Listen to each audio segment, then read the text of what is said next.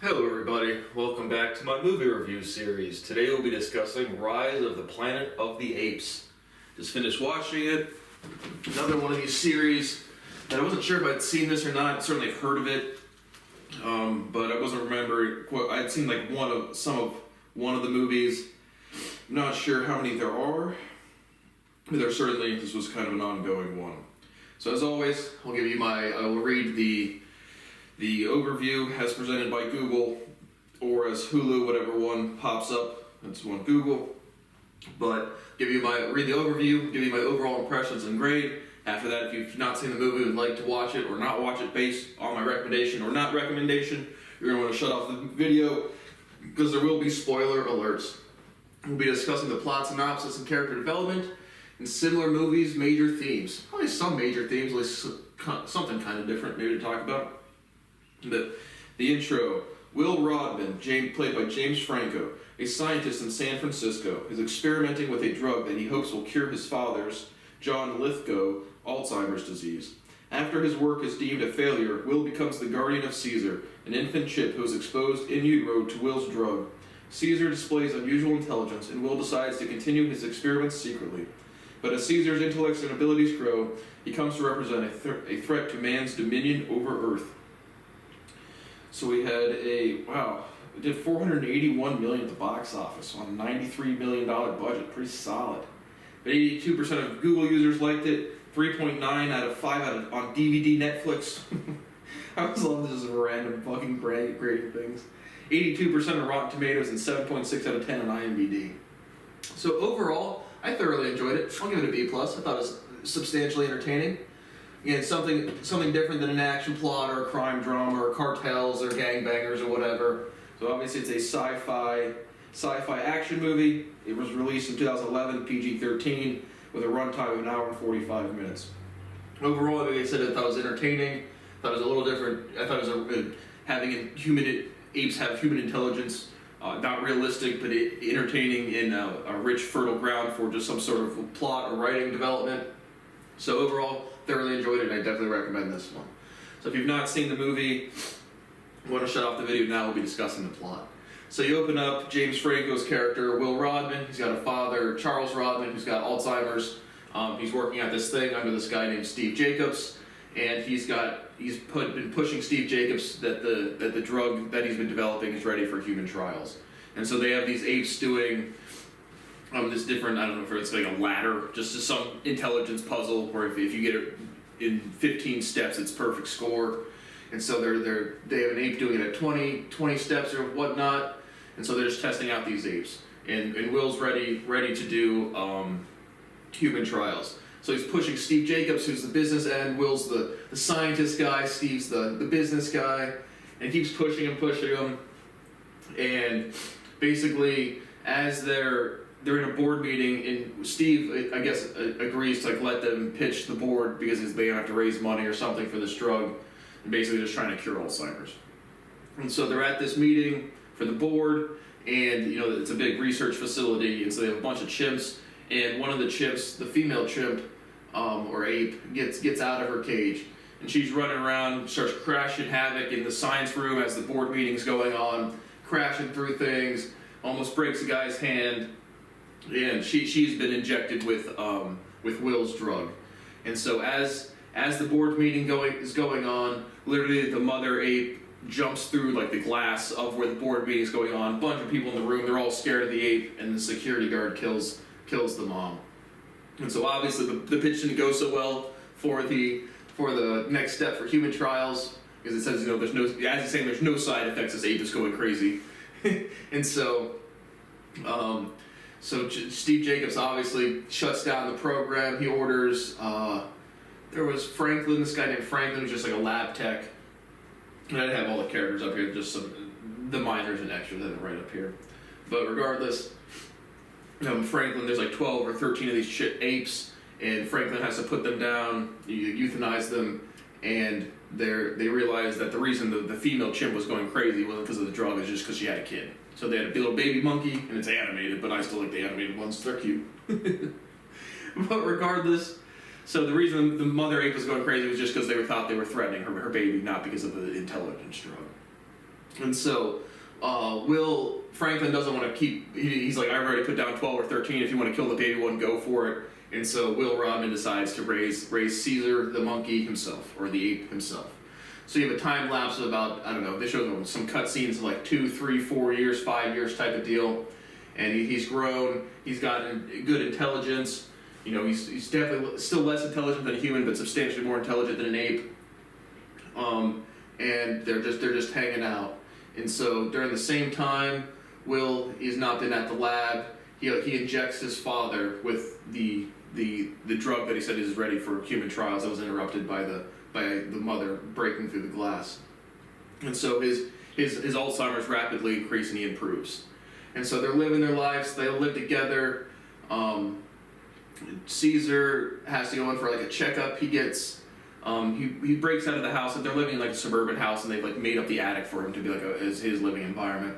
And so he gets out of the house when he's pretty young one day, just like wants to play with the kids. And one of the neighbor dads just like hits him with a bat or like scuffles him up a little bit. And so he has to go into the vet. And so Caroline is the vet, and Caesar knows some sign language and pretty much plays the wingman and sets up Will and Caroline to go to dinner. And then from there on out, Caroline and Will are a couple, husband and wife, or boyfriend and girlfriend. And there's a 3-5 year time gap with no really update on their relationship. So that's kind of the setup. And then after that, again, he grows a little longer, gets bigger, and Caroline's like, he's gonna be a powerful animal one day. After some time, they take him, Charles Rodman's gotten better. Charles, Will, and Caroline go to the great redwoods in California and San Francisco, and they let him climb up the tree and just see, the actual his environment. And so that happens, and then he another time lapse or something, and then he sees. So after Charles's Alzheimer's improves rapidly, and then after I don't know the timing, whether it's a month or a year or whatever, or 18 months, I think it might have been 18 months, but it starts to decrease. Whatever the ligand that was working is now getting blocked by some antiviral or some immune system, so he can't do the therapy. And so he improves really well, and then he decreases back to not so good and ends up dying about halfway through the movie.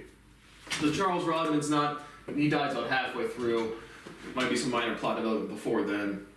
But regardless, oh yeah, there is. Okay, so Charles is Alzheimer's coming back, and he in the beginning of the movie he can't drive because of his Alzheimer's, then he gets better, and then he deteriorates again, and he gets into his neighbor's car. And then he gets into his neighbor's car and just starts like backing up forth. He's smashing the car in front, smashing the car in back. Neighbor comes out all very angry. Caesar's watching this from his attic window and sees the dude putting his finger on Charles, just like the Steak and Shake manager who had all those 14-year-old kids, those high schoolers, watched him put his finger on me. And then, but regardless, Caesar jumps out of the window, comes down, and attacks the dude. And I think it was the dude that beat him up with the baseball bat when he was little, anyway. And so regardless, he just bites his finger, bites off his finger. And so after that point, he gets taken in by animal control, and he has to go to this facility that is run by, I think it's run by John Landon. Again, I can't maybe not pairing up the characters to the names, but regardless, whoever's running they have like an ape sanctuary where they keep a bunch of apes. And so he gets introduced there. He's never been around other apes, and he's never been in like a closed environment. They have a social play pit area, and then they're also just kept in cages throughout the night or whatever. And so that's really the setup. And again, Caesar, and even for an animated ape, I thought they did good for just the eye emotions. I just thought it was some good depth to even the apes as characters, which I thought developed well even later on. But Caesar's now in there. He's not super happy. The first day in there on the yard, he gets picked on by the alpha male ape. And it's mostly apes. There's one orangutan and one gorilla in his own separate cage, and the rest are apes. And so, now obviously I butchered once you start learning more than one language, I swear spelling is just terrible. There's an orangutan, which I'm sure is spelled wrong, and I think I spelled gorilla right. I'm not sure if there's 1 or 2 R's, but regardless, that's the environment of the animals. And so, because Caesar had some improvement in terms of intelligence, but back at the lab, Steve Jacobs has now flipped after he's seen, Will has told him that it worked on Charles, his dad, and Steve is like, Jacob's the director guy, is now pushing this as fast as he can. And so that's what's going on there. They do some more tests without Will there, and the dude Franklin comes down with some sickness, and you it's like premonitions, kind of like, something's happening with when humans get exposed to this substance, it's not as good. It has detriments, whereas the apes don't, because they have robust immune systems. And so regardless, the orangutan knows how to do like some sign language because he was in the circus, and so Caesar and the orangutan have some minor communications. The Dodge Landon, the son of John, who's in this ape sanctuary place. He's a dick. He's abusive to all the apes. He's got like this electric rod to shock them, and sprays them with water and throws their food on them.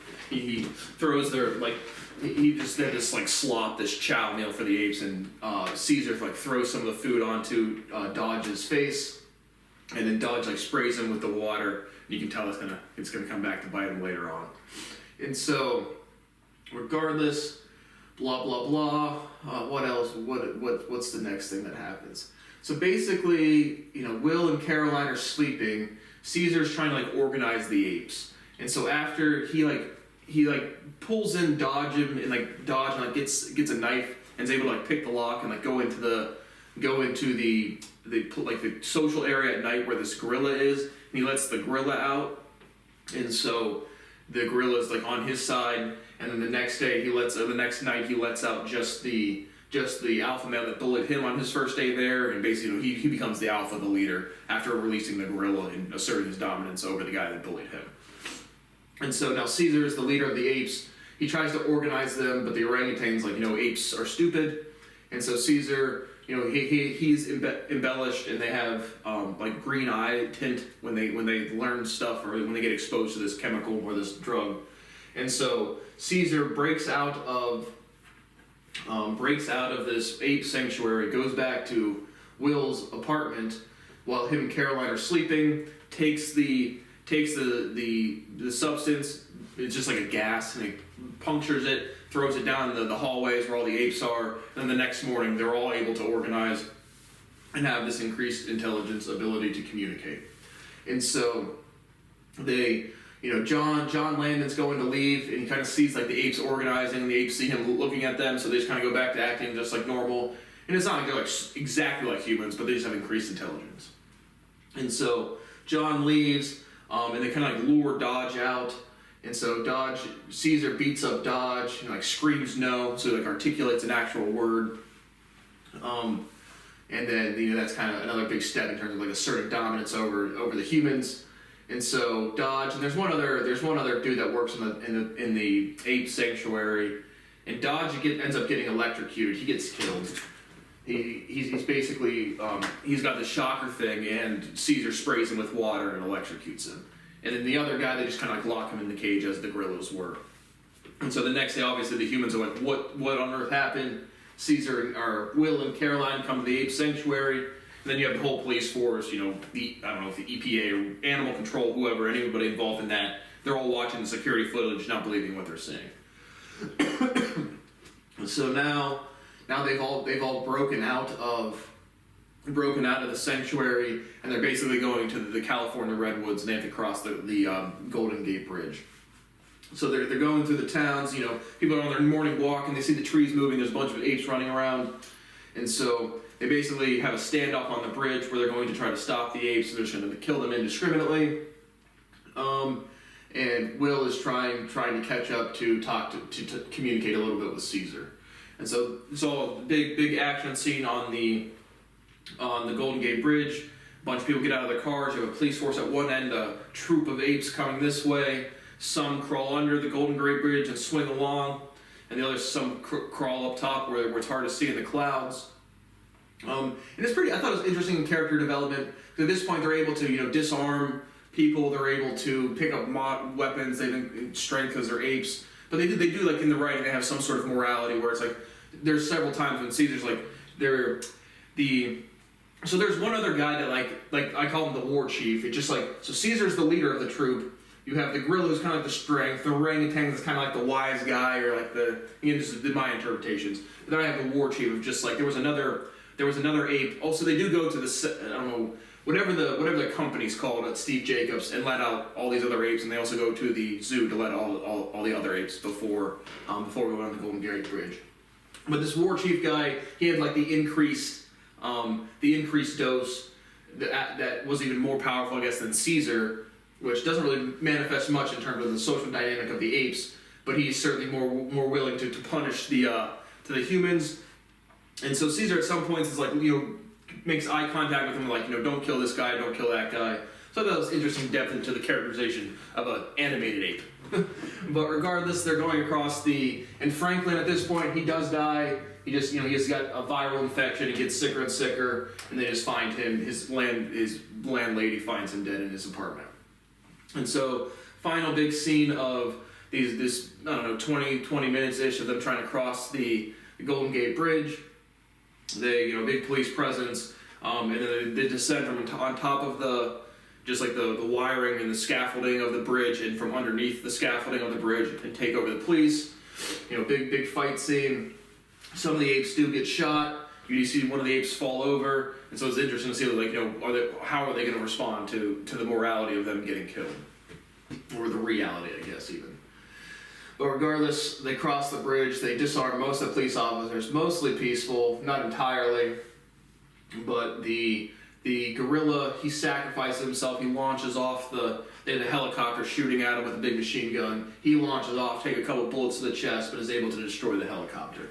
So the gorilla dies in honorable fashion in the arms of Caesar, and the helicopter is like teetering on the edge of the bridge with Steve Jacobs, begging, help me to the apes. And so Caesar just kind of shakes his head and just disregards him. And then the war chief comes over and pushes the helicopter off of the bridge. So Steve Jacobs is now gone, and they cross into cross the bridge and enter the redwoods. And so Will catches back up with Caesar, who is now the definitive leader of this freed guerrilla troop that has some heightened intelligence amongst all of them. And Will is like, this has got to stop. It's time to come home. In terms of just even stopping the destruction or whatever. And Caesar, musters out, Caesar is home or whatever. So then that's really kind of the resolution to the movie is these apes that have increased intelligence have escaped, and they're now going to be living in the redwoods. And certainly there's at least, I think, 2 or 3 more of these. But I thoroughly enjoyed it. I thought it was entertaining. Obviously, I've heard of the series before. I just had not really watched it. Maybe you've seen 1 or 2. Bits, maybe 30, 40 minutes here, whatever movie. I had not seen any of this first one, but I've seen some parts of another one. But so major themes, I think this was one of these movies definitely caused a stir back when Blockbuster was still a thing. I remember going there one day or whatever. This was released in 2011. But going to Blockbuster, and it was like a controversy where it was like the Planet of the Apes was listed under, African American movies. So I remember that being a fucking thing. But major themes, just organization of animals, and then I thought this a decent, interesting commentary on the morality. Caesar trying to limit the death of killing the humans that were clearly killing them or after them. Humans writing it, so maybe it's humans saying, look, other species are better than us or whatever. I don't know. I thought it was a fertile writing script. Thoroughly enjoyed it. Liked the action, liked the sci-fi on this one. Anything else to say? Major themes, vocalization. Guarantee you a lot of species, again, just words are collections of sounds. I guarantee you, again, the same way the cockatrices or parrots can pick up actual human language, I guarantee you a lot of species we haven't documented vocalize in the same conceptualization we would call words. So they would be aware of each other's body languages and aware of the sounds they're making. The same way you can hear I was just watching an antelope running away from a crocodile. You can hear distress sounds and whatever. So certainly birds and a lot of other species would have, sound conglomerations that we would call words. And so we just don't know or aren't aware. But it would be rudimentary, it would be basic. Again, our language is rudimentary and basic. Context defines a variable. And so, right, if I say, it is nice out, or do be nice out, and it doesn't really matter on the verb conjugation. Verb grammar, if I'm writing a formal paper, but you get what I'm saying, or get the point. And so context would still define a variable for animal vocalizations. Again, decent commentary on morality, I thought, in this one, and just overall entertaining. So, thoroughly enjoyed it, B+. If the sequels are on Hulu, I might check them out. But this is just a movie that I've definitely heard of, haven't seen before, and I'm doing about a movie or something a day. So just keeping it moving, trying to knock out some more content. Obviously, nobody will watch it. And thank you for watching, and I will see you on the next one.